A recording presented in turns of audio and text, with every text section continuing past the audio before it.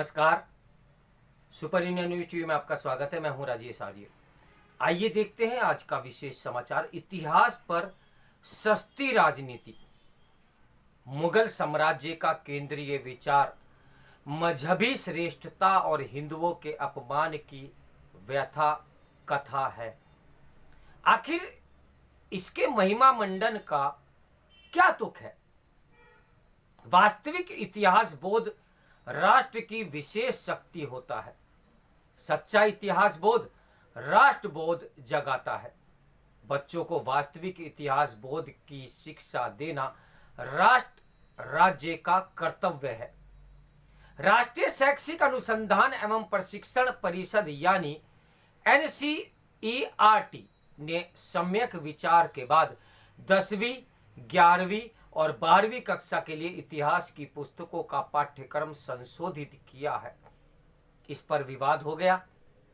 कांग्रेस, माकपा और शिवसेना यानी उद्धव गुट सहित कई पार्टियों ने पाठ्यक्रम संशोधन पर कड़ा विरोध किया है। विशेषकर मुगल साम्राज्य, दिल्ली दरबार, अकबरनामा, बादशाहनामा और कुछ राजनीतिक दलों के उदय वाले अंश विवाद का विषय बने हुए हैं। मुगल शासकों और उनके साम्राज्य, पांडुलिपियों की रचना, रंग चित्रण, राजधानियां, दरबार, उपाधियां एवं उपहार, शाही परिवार, शाही मुगल अभिजात वर्ग वाले अंश ठीक ही हटाए गए हैं। मार्क्सवादी इरफान हबीब सहित कई इतिहासकारों ने संशोधन के विरोध में हस्ताक्षर अभियान चलाया है। इसमें वे भाजपा की विचारधारा खोज रहे हैं। मल्लिकार्जुन खड़गे का कहना है कि इतिहास को बदलने की कोशिश हो रही है।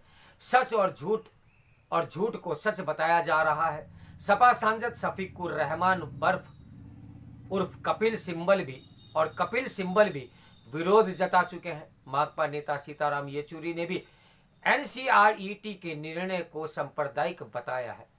वहीं कई शिक्षाविदों और नेताओं ने NCERT की पहल का समर्थन भी किया है। NCERT निदेशक ने इस बहस को अनावश्यक बताते हुए कहा है कि विशेषज्ञ समिति ने सिफारिश की थी कि ऐसे अध्याय को हटाने से बच्चों के ज्ञान पर कोई असर नहीं पड़ेगा, इसीलिए एक अनावश्यक बोझ हटाया जा सकता है। इतिहास सर्वोच्च मार्गदर्शक होता है।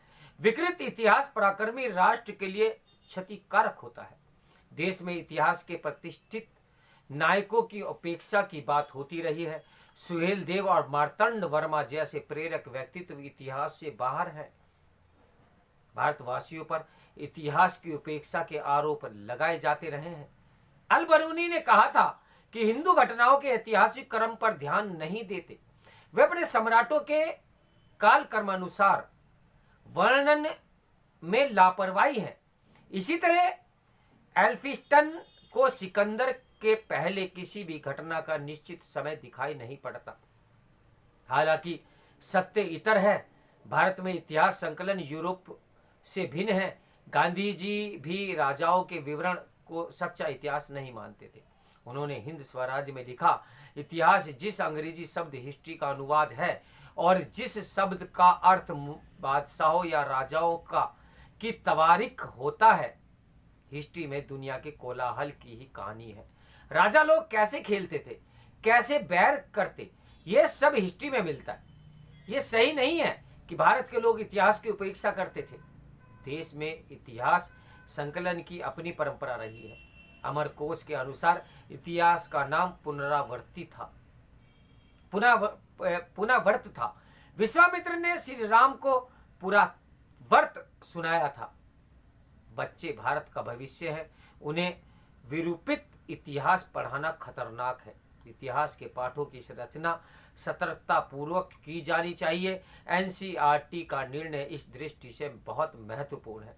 आखिर बच्चों को विश्व राजनीति में अमेरिकी दबदबा पढ़ाने का क्या तुक, जबकि यह एक विचार मात्र है, ऐतिहासिक तथ्य नहीं।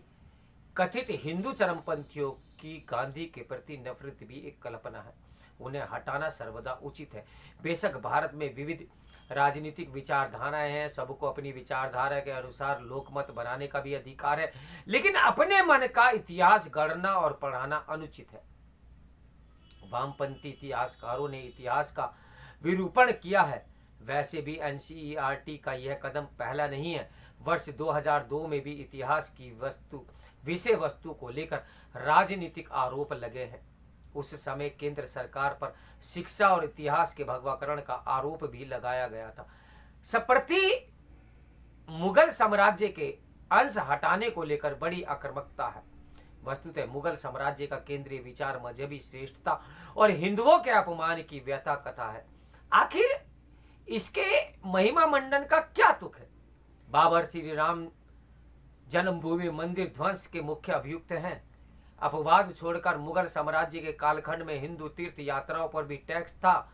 मुगल साम्राज्य में हिंदू उत्पीड़न एक तथ्य है, लेकिन वामपंथी इतिहासकारों ने मुगल शासन का मनगढ़ंत तरीके से महिमा मंडन किया।